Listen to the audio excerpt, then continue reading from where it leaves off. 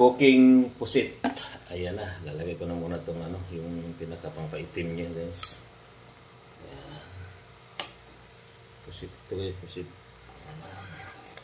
Tulusawin ko lang muna yung pampaitim niya. Tapos kailangan mapatuyuin muna siya ng konti. Yung pinaka-ink niya, ink ng pusit.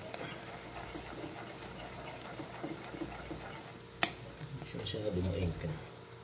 Hindi siya nangingitim. Guys, paanuin ko lang muna. Ito nga pala yung aking pusit na lulutuin. Nagisa ko na yan, guys. Tinanggal ko lang yung sabaw para patuyuin.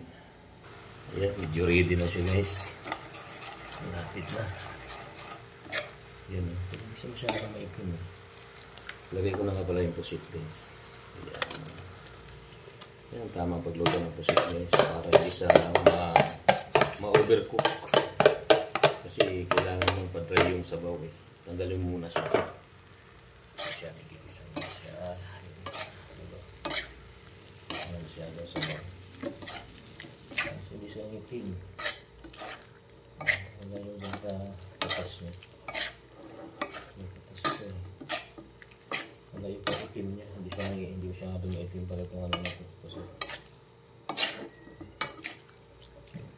wala yung parang paitim niya. Yan, guys. Diba? Perfect recipe.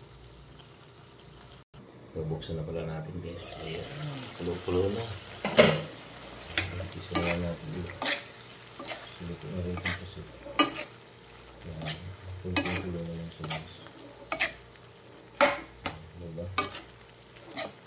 Sabi nagluto ng pusit, guys. Ito yung sabaw. Gawin siya, diba?